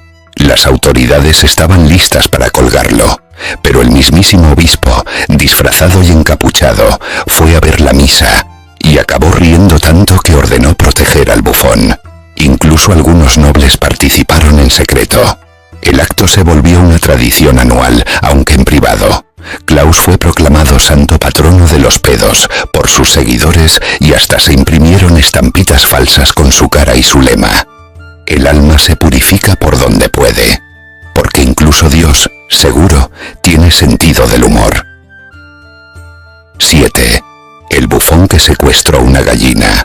Por justicia social, Arnulf, bufón del conde de Flandes, estaba harto de ver al pueblo pasar hambre mientras la corte comía faisán con oro.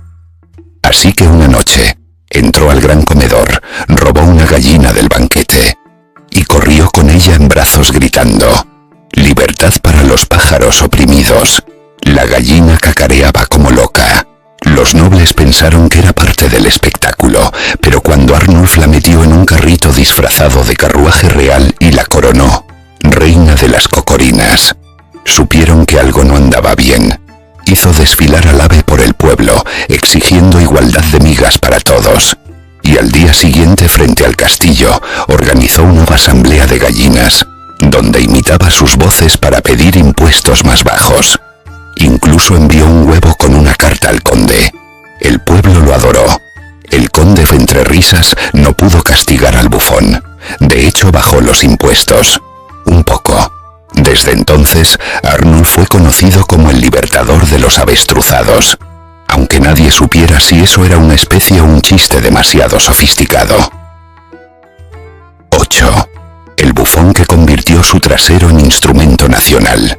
Bertrand el Armónico, bufón de Bretaña, tenía una habilidad única.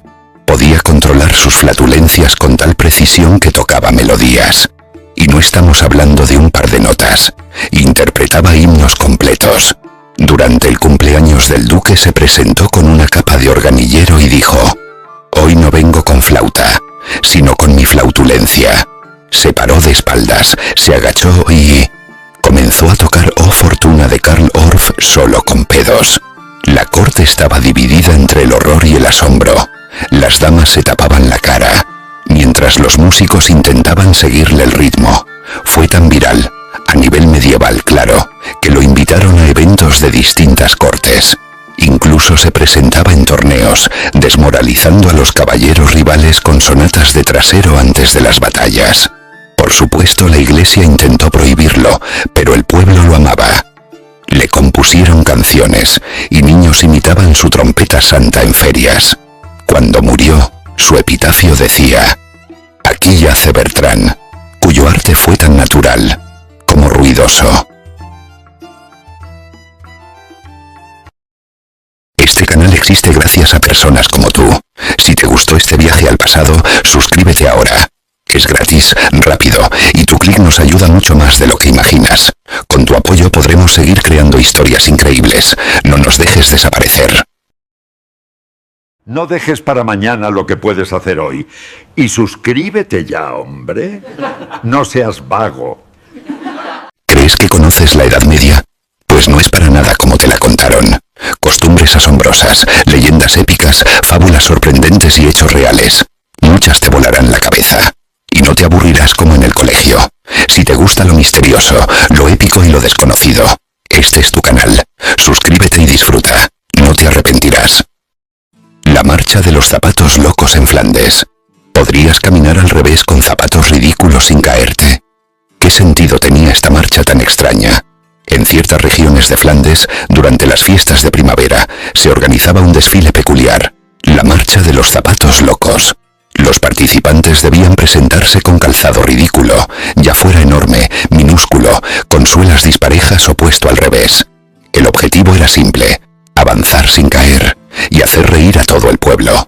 El desfile recorría las calles principales mientras los espectadores aplaudían, lanzaban flores y se doblaban de risa.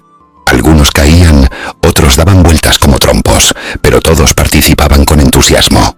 Se premiaba la originalidad, el equilibrio y, por supuesto, la mejor caída. Incluso los ancianos y los niños se animaban a probar suerte, y los sastres locales diseñaban calzados imposibles para la ocasión. Esta tradición no era solo una broma, simbolizaba que el mundo podía darse la vuelta, que el orden cotidiano podía romperse con humor. Era una forma de decir: no todo debe tener sentido. A veces, andar al revés es avanzar con alegría. La marcha de los zapatos locos era, en el fondo, una lección medieval sobre el valor de la risa, la creatividad y la importancia de perder la compostura de vez en cuando. El día del beso forzado en Provenza. ¿Y si te dijera que durante un día las mujeres podían besar a cualquier hombre, incluso a extraños? ¿Cómo reaccionaban ellos? En la Provenza medieval existía una fiesta que alteraba completamente las normas sociales.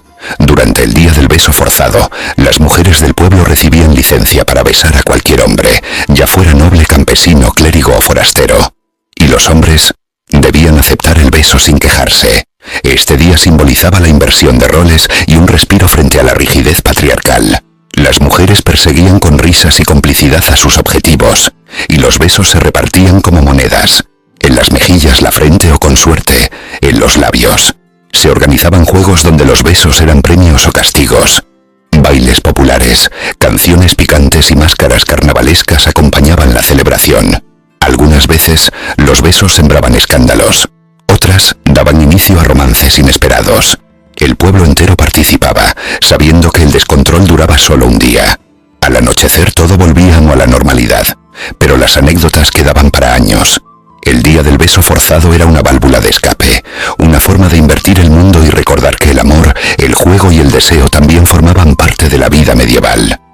Y sí, en medio de tanta dureza, un beso robado podía ser el gesto más revolucionario. El juego del gallo ciego en Burgos. ¿Te atreverías a caminar con los ojos vendados mientras un grupo entero intenta atraparte a gritos y empujones?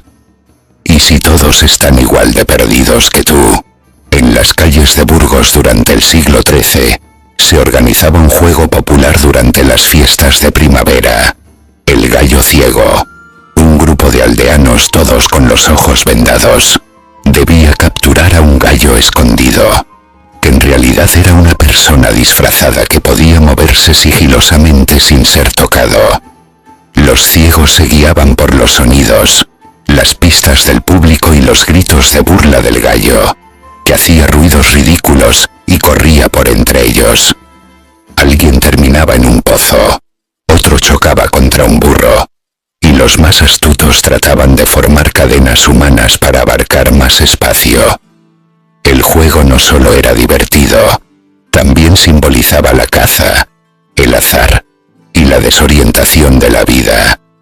En muchas ocasiones, se jugaba en plazas llenas de obstáculos, añadiendo caos y risas. El ganador del juego era coronado maestro del gallo, y tenía derecho a pedir un deseo público que debía cumplirse, siempre que no fuera indecente. Una tradición ruidosa, absurda y absolutamente irresistible. La noche de los bufones en Praga. ¿Y si una vez al año los bufones gobernaran el castillo? ¿Y si el rey tuviera que obedecer sus chistes? En Praga, durante el siglo XIV, se celebraba una noche insólita conocida como la Noche de los Bufones. En ella, los reyes y nobles entregaban simbólicamente el poder a sus bufones personales, quienes se convertían en reyes del humor durante unas horas. Los bufones daban órdenes ridículas: hacer cabalgar al rey en un cerdo, obligar a los cortesanos a cantar como gallinas o jugar ajedrez con piezas humanas. Todo el palacio se transformaba en un escenario donde lo absurdo reinaba con total libertad. La corte entera participaba. Se organizaban banquetes con comida extraña, panes teñidos de azul, vino caliente con ajo, postres salados. Y los bufones contaban historias tan disparatadas que provocaban carcajadas incluso en los clérigos más serios. Más que una burla, esta noche era una inversión simbólica del poder.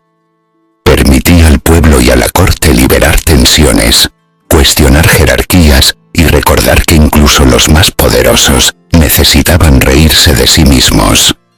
Una vez al año, el cetro pasaba a manos del que mejor sabía hacer reír. El combate de los gansos en Baviera. Ver dos gansos luchando en un ring de heno, y todo el pueblo apostando por su campeón. Bienvenido a Baviera medieval. En ciertas aldeas bávaras se celebraban ferias de primavera con una competencia inesperada: el combate de gansos. Se trataba de un espectáculo donde dos gansos machos eran soltados en un corral circular decorado con cintas de colores y paja fresca. El primero que hacía retroceder al otro ganaba. Los aldeanos apostaban vítores, dulces o pequeñas monedas por su favorito. Algunos entrenaban a sus gansos durante semanas, dándoles cebada especial y hablando con ellos como si fueran luchadores. Se usaban varitas suaves para animar, nunca para dañar. El evento era seguido de un desfile triunfal donde el ganso ganador era llevado en procesión y adornado con coronas vegetales. Luego, bueno, a veces el campeón terminaba en la olla, pero otras veces se convertía en mascota de la aldea. Este tipo de fiesta mezclaba lo rústico con lo cómico, lo absurdo con lo ceremonial. Era una forma de celebrar la naturaleza, la crianza y sobre todo, el placer de reunirse en comunidad para ver algo totalmente inesperado. Y qué mejor excusa para brindar que un ganso invicto.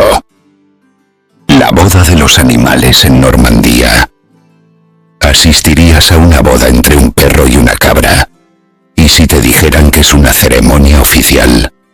En Normandía medieval, existía una tradición carnavalesca tan extraña como divertida, la boda de los animales.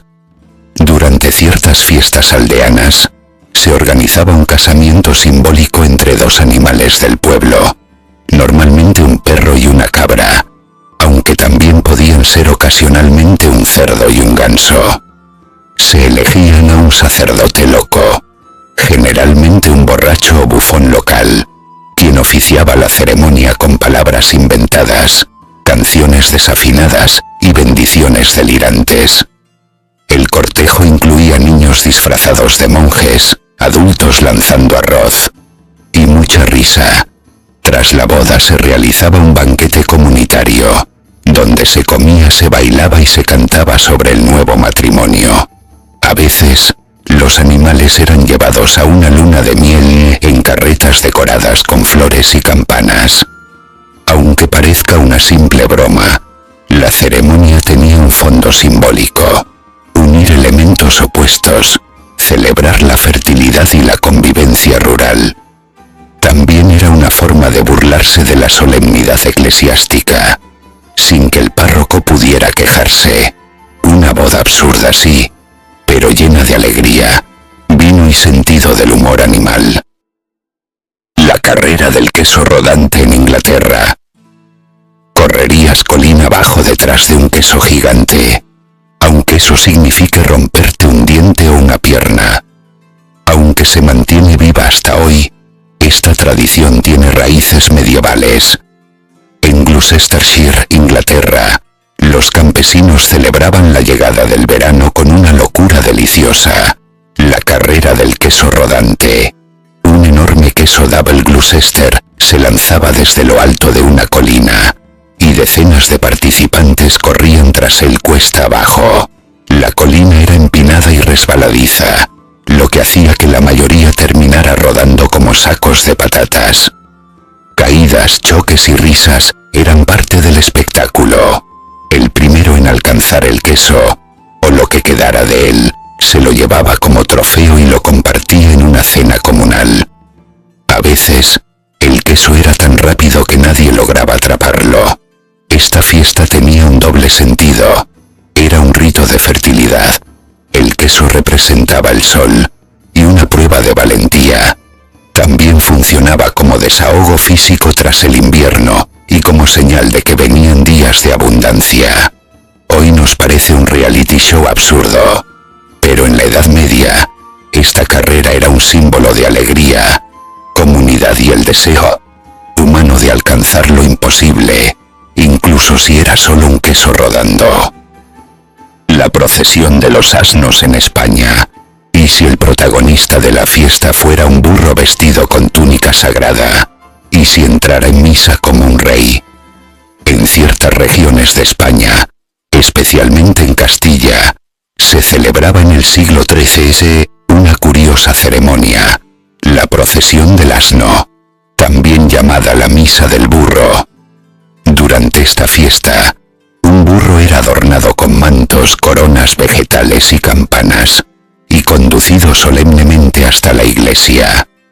Durante la misa, el animal permanecía junto al altar mientras los fieles entonaban cánticos en latín mezclados con rebuznos imitados por el coro. Cada frase era respondida con un ya, al unísono, provocando risas y desconcierto entre los asistentes. Lejos de ser solo una burla, la procesión tenía raíces simbólicas. Representaba la entrada triunfal de Jesús en Jerusalén, pero adaptada al lenguaje popular y rural. También servía como sátira social, recordando que la humildad, incluso el animal, podía ser sagrada. La ceremonia terminaba con una merienda comunal se danzaba y se coronaba al burro con una bendición humorística. Entre lo divino y lo absurdo, esta fiesta recordaba que la fe, cuando se mezcla con humor, puede ser más humana y más cercana. Este canal existe gracias a personas como tú. Si te gustó este viaje al pasado, suscríbete ahora. Es gratis, rápido, y tu clic nos ayuda mucho más de lo que imaginas. Con tu apoyo podremos seguir creando historias increíbles. No nos dejes desaparecer.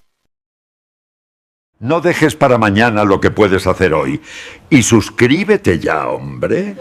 No seas vago. ¿Crees que conoces la Edad Media? Pues no es para nada como te la contaron.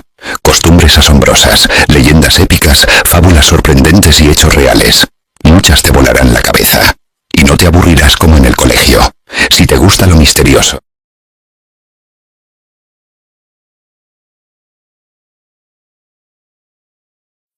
¿Te imaginas vivir sin papel higiénico? ¿Dormir 2 veces cada noche? ¿O usar pan como plato y perfume como sustituto del agua? ¿Qué pasaría si te digo que los juicios podían resolverse a espadazos y que tus zapatos revelaban si eras noble o campesino? Bienvenidos a la Edad Media. Un mundo que no fue tan oscuro como lo pintan, pero sí profundamente extraño. Imagínate vivir en una época sin duchas, sin privacidad, donde los niños trabajaban y la superstición dictaba la medicina. Hoy vamos a explorar cómo era realmente la vida cotidiana de millones de personas hace siglos, desde su particular manera de asearse hasta cómo se resolvían los crímenes más comunes. Vamos a descubrir costumbres curiosas, perturbadoras y hasta cómicas. No faltarán baños compartidos, castigos grotescos, supersticiones y formas de dormir que te harán replantearte tus noches de insomnio. Y te adelanto una cosa, cuando terminemos este viaje, vas a mirar tu taza de café matutina con otros ojos. Así que ajusta tu cinturón medieval, afila tu cuchara de madera y prepárate para viajar al pasado como nunca antes.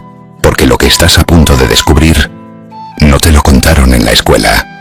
Higiene y baños. Uno de los mitos más repetidos es que en la Edad Media nadie se bañaba, y aunque no es del todo falso, la realidad es más matizada. En los primeros siglos medievales, especialmente en ciudades grandes, existían baños públicos con agua caliente. Algunos hogares incluso tenían tinas privadas. La higiene se valoraba, pero todo cambió tras la llegada de la peste negra. La teoría médica de la época decía que el agua abría los poros del cuerpo y permitía la entrada de enfermedades. Por eso, bañarse empezó a verse como un riesgo. La solución: evitar el agua, usar perfumes y cambiarse de ropa con frecuencia. Los nobles podían perfumarse a diario, pero solo se bañaban 1 o 2 veces al año. Los campesinos, por su parte, se conformaban con un baño ocasional en ríos. O con nada. El jabón tal como lo conocemos no existía. Usaban mezclas de grasa animal con ceniza y hierbas. Para limpiar los dientes se mascaban ramas o se hacían enjuagues de sal o vino. La idea de higiene era más espiritual y simbólica que física. En resumen, la limpieza estaba en el alma, aunque el cuerpo no siempre acompañara. Y el olor bueno era parte del paisaje. Alimentación y hábitos en la mesa. La comida también hablaba de tu lugar en la sociedad. En la mesa de un noble se encontraban carnes, frutas secas, pan blanco y especias exóticas como el azafrán, la canela o el clavo, traídas desde Asia por comerciantes. El vino y la cerveza fluían constantemente, y ni los niños se salvaban de beberlos, porque el agua se consideraba insegura. Pero curiosamente, los tenedores eran raros. Se comía con cuchillo, cuchara y manos. El pan no solo era comida, se usaba como plato. Colocaban la comida encima de una pieza gruesa de pan duro llamada sop, que luego se comía. Se daba a los pobres o a los perros. En contraste, los campesinos se alimentaban con gachas, cebolla, queso, legumbres, pan oscuro y cerveza casera. Las comidas eran colectivas, servidas en grandes platos para compartir. No existía el concepto de higiene alimentaria, y las cocinas no eran precisamente limpias. Tampoco había postres como los conocemos. El azúcar era un lujo reservado a los más ricos. Comer era un acto de comunidad, supervivencia y estatus. Y sí, masticar huesos, beber en la misma copa o compartir un pedazo de pan empapado en grasa era perfectamente normal y cotidiano. Dormir en 2 turnos en la Edad Media, dormir 8 horas seguidas no era lo común. Lo habitual era el sueño segmentado, 2 fases de sueño separadas por 1 o 2 horas de vigilia en medio de la noche. A esto se le llamaba primer sueño y segundo sueño. Las personas se acostaban al anochecer, dormían unas 4 horas, se despertaban alrededor de medianoche y aprovechaban ese tiempo intermedio para rezar, leer, conversar, pensar o tener relaciones íntimas. Luego volvían a dormir otras 3 o 4 horas hasta el amanecer. Este patrón estaba tan normalizado que aparece mencionado en tratados médicos, diarios personales y obras literarias. La luz artificial no existía, así que el cuerpo se adaptaba a los ritmos naturales del día y la noche. Solo con la llegada de la electricidad la vida nocturna cambió para siempre. Hoy muchos científicos creen que este ritmo segmentado era más natural para el cuerpo humano. Algunos estudios sugieren que ese momento de vigilia nocturna incluso ayudaba a la creatividad y la introspección. Así que si te despiertas a mitad de la noche y no puedes volver a dormir, tal vez tu cuerpo solo esté recordando cómo se vivía hace 600 años. Vestimenta y jerarquía social. En la Edad Media, la ropa no solo abrigaba, hablaba. Literalmente. Cada prenda, color y textura indicaba quién eras, a qué clase social pertenecías y hasta tu estado civil. Los campesinos vestían prendas simples de lino o lana sin teñir, en colores terrosos o apagados. Se parchaban, heredaban y remendaban hasta el cansancio. Los nobles, en cambio, lucían seda, terciopelo, bordados de oro, pieles exóticas y colores vivos como el púrpura o el azul cobalto. Pero no era solo por gusto. Había leyes suntuarias que prohibían a las clases bajas usar ciertos materiales o colores. El púrpura, por ejemplo, estaba reservado a la realeza o a la alta nobleza. Hasta el calzado hablaba de estatus. Mientras los campesinos iban descalzos o con alpargatas de esparto, los ricos llevaban botas de cuero adornadas con brocados o piedras. Además, ciertos accesorios indicaban si una persona era soltera, casada, viuda o religiosa. Incluso los sombreros tenían un código propio. La vestimenta no solo era una cuestión de estilo, sino de identidad, control social y poder. Vestir más allá de tu clase podía ser motivo de castigo. Así que literalmente, en la Edad Media, la ropa hacía al monje. Fiestas, religión y supersticiones. La Edad Media fue una época profundamente religiosa, pero también extremadamente supersticiosa. La vida cotidiana giraba en torno al calendario litúrgico. Había decenas de festividades religiosas, días de santos, procesiones, peregrinaciones, celebraciones en honor a la Virgen o a mártires locales. Sin embargo, muchas de estas fiestas cristianas reciclaban antiguos rituales paganos.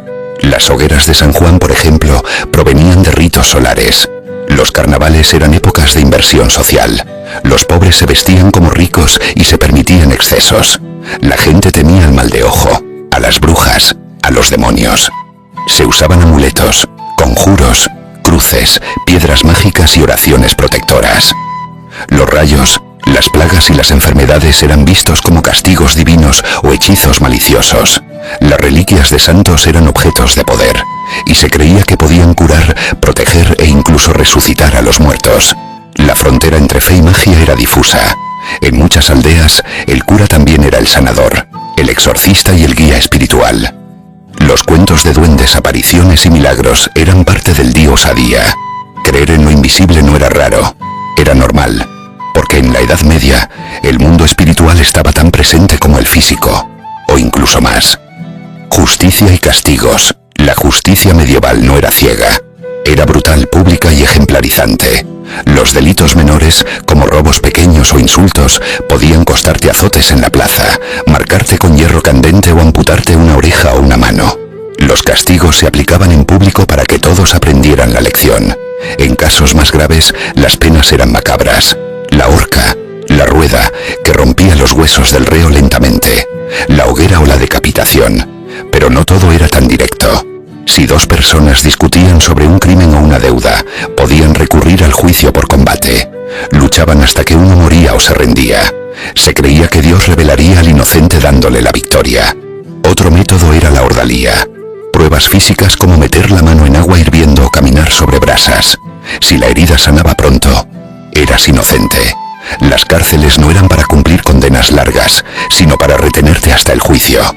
Y muchas veces el juicio se basaba más en rumores, reputación o testigos dudosos que en pruebas. Algunos jueces ni siquiera sabían leer. En resumen, la justicia medieval era un espectáculo, uno cruel, arbitrario y aterrador, pero completamente universalmente aceptado en su tiempo. Salud y medicina. La medicina medieval se basaba en la teoría de los 4 humores: sangre, bilis negra, bilis amarilla y flema. Se creía que la salud dependía del equilibrio entre ellos. Por eso, los tratamientos más comunes eran las sangrías, enemas, dietas estrictas y purgas. Las sangrías se hacían con cuchillos, ventosas o sanguijuelas. La orina era una herramienta diagnóstica. Se analizaba su color, su olor, y algunos médicos incluso la probaban. Sí, con la lengua. Los monasterios eran centros médicos. Los monjes copiaban textos griegos y romanos, cultivaban huertos con plantas medicinales y ofrecían cuidados básicos. Se usaban hierbas como la salvia, la manzanilla, el ajo, el tomillo o la valeriana. Los curanderos y herbolarios también ofrecían remedios caseros, a menudo mezclando medicina y superstición. Se usaban piedras mágicas, oraciones, reliquias y ungüentos milagrosos. Muchas enfermedades se atribuían a castigos divinos o hechicería. Aún así, algunos tratamientos eran efectivos, aunque más por suerte que por ciencia.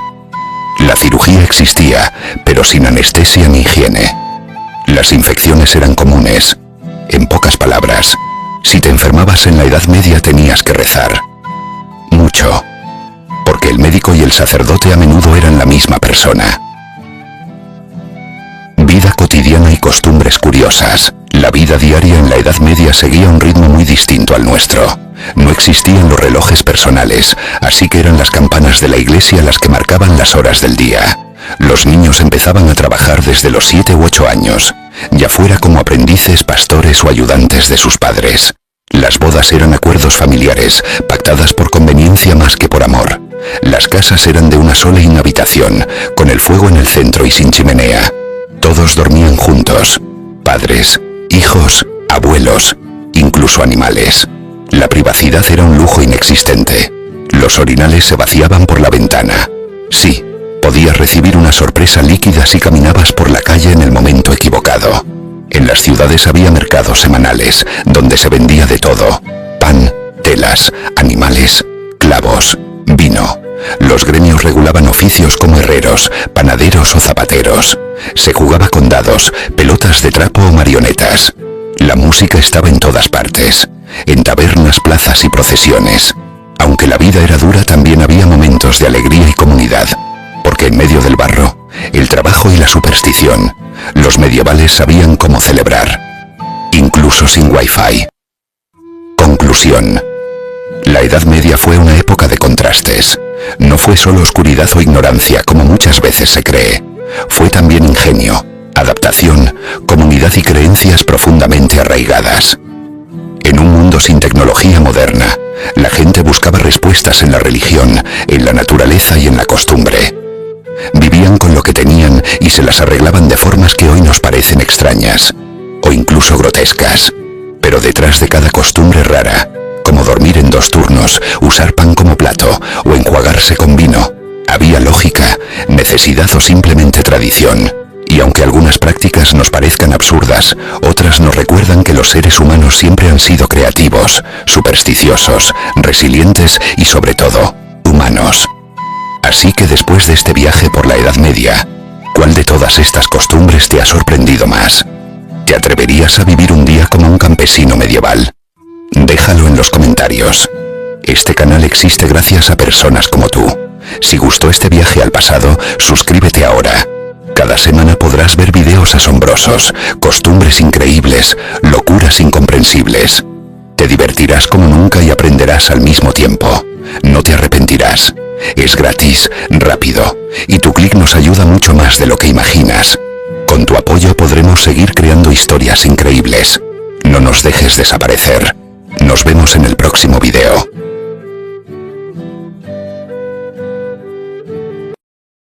Este canal existe gracias a personas como tú.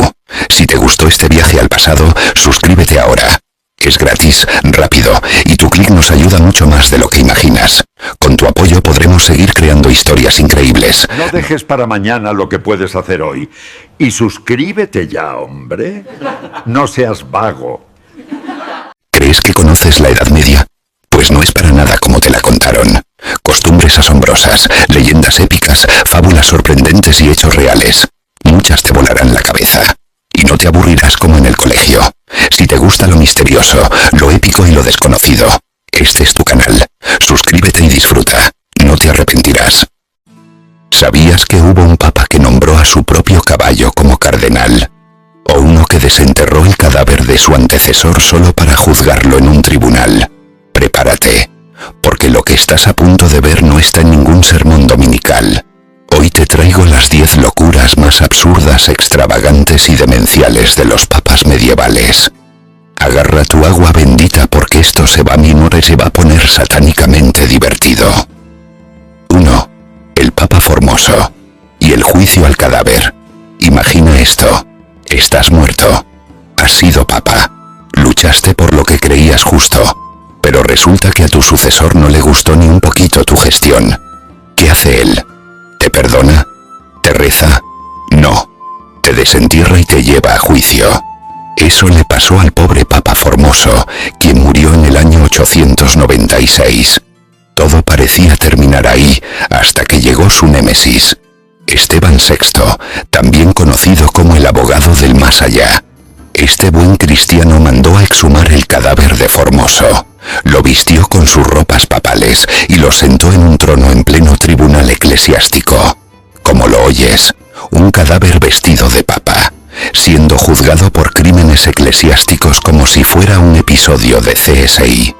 Vaticano. Durante este grotesco y bizarro sínodo cadavérico, un diácono tuvo que hablar por el difunto Formoso mientras le colgaban los huesos.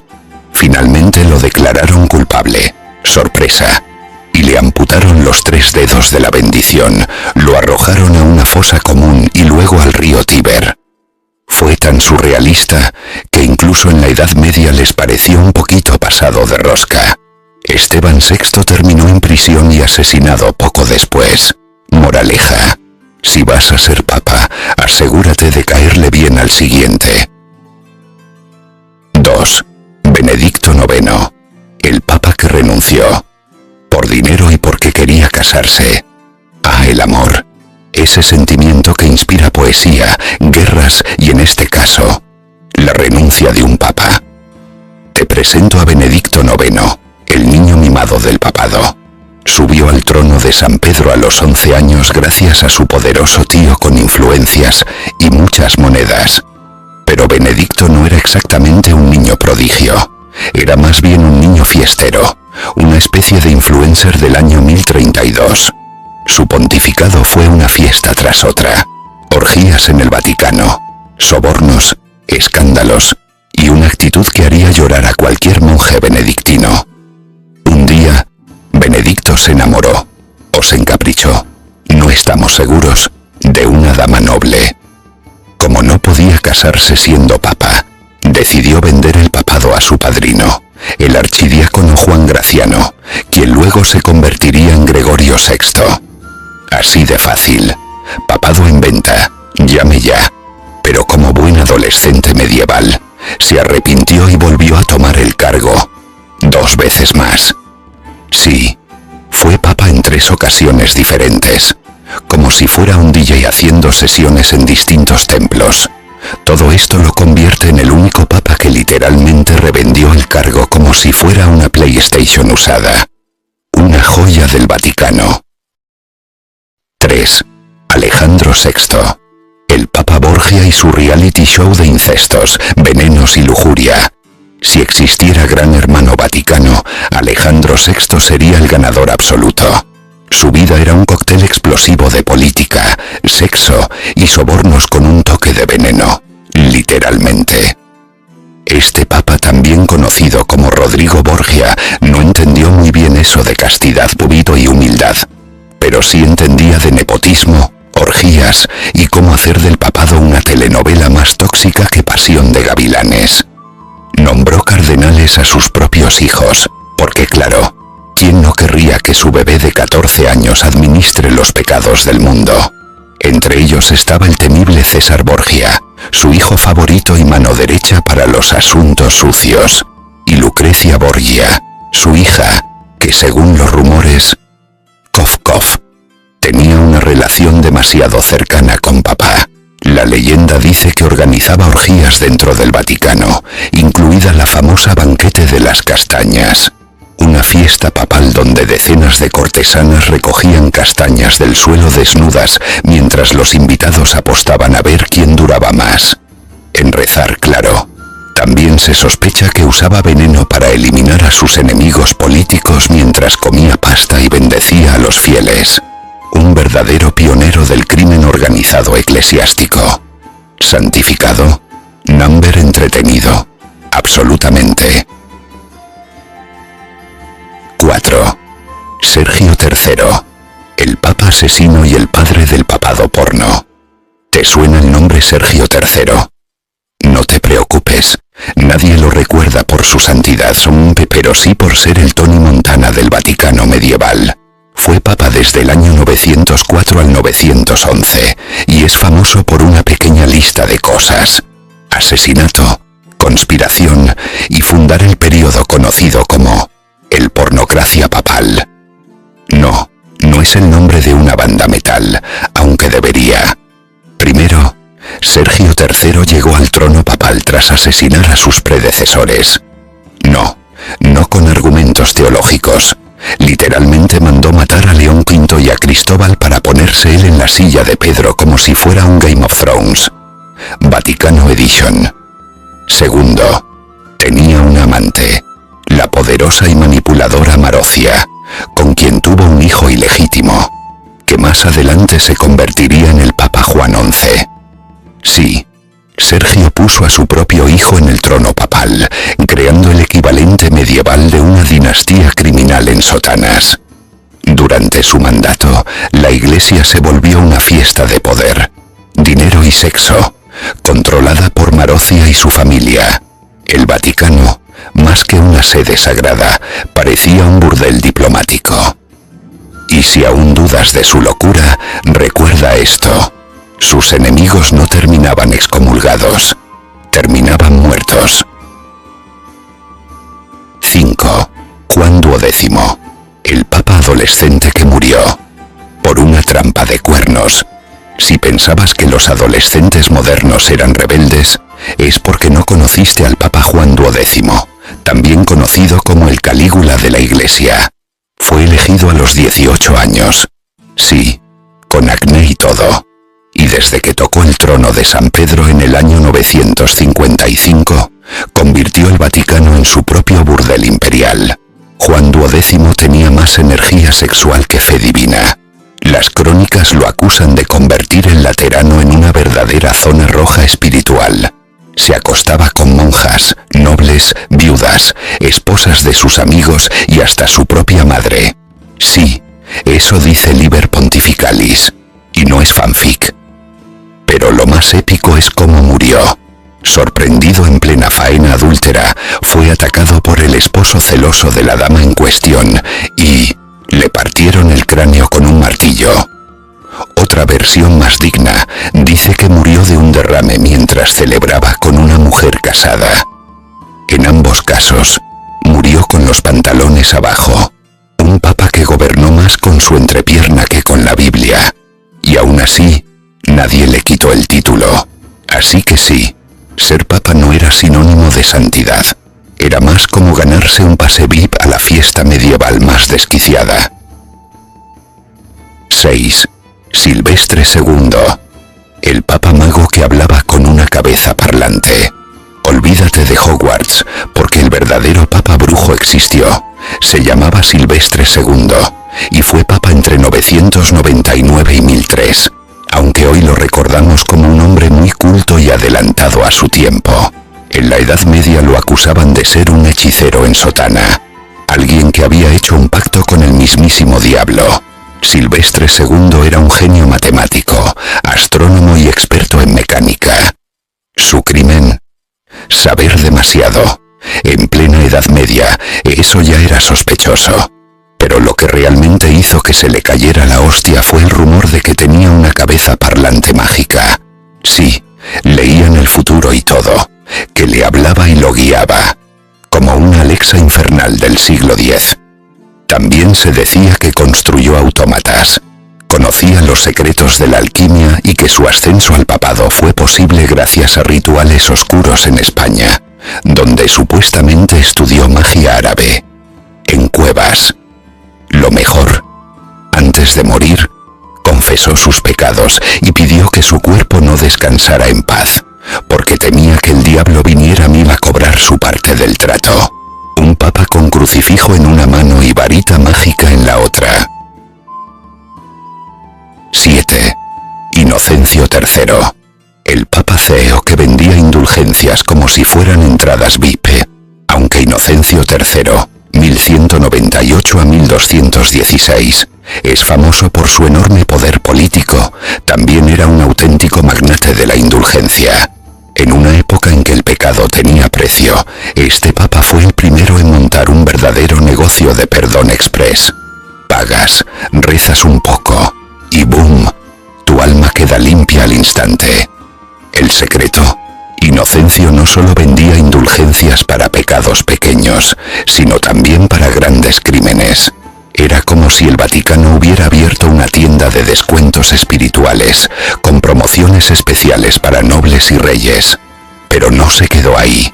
Organizó cruzadas no solo religiosas, sino también muy lucrativas, donde además de luchar contra infieles, recaudaba fortunas para la Iglesia. Sus guerras parecían más campañas publicitarias para aumentar el flujo de dinero que verdaderas guerras santas. Para colmo, Inocencio III puso en marcha la Inquisición con mano dura, vendiendo certificados de buena conducta a los fieles que colaboraban. En resumen, fue el primer papa que convirtió la salvación en un producto premium. Si existiera un Wall Street medieval, Inocencio III sería el CEO del Vaticano con la sonrisa más fría y calculadora.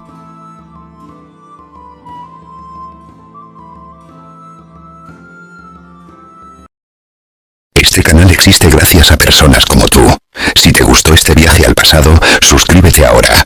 Es gratis, rápido, y tu clic nos ayuda mucho más de lo que imaginas. Con tu apoyo podremos seguir creando historias increíbles. No nos dejes desaparecer. No dejes para mañana lo que puedes hacer hoy. Y suscríbete ya, hombre. No seas vago.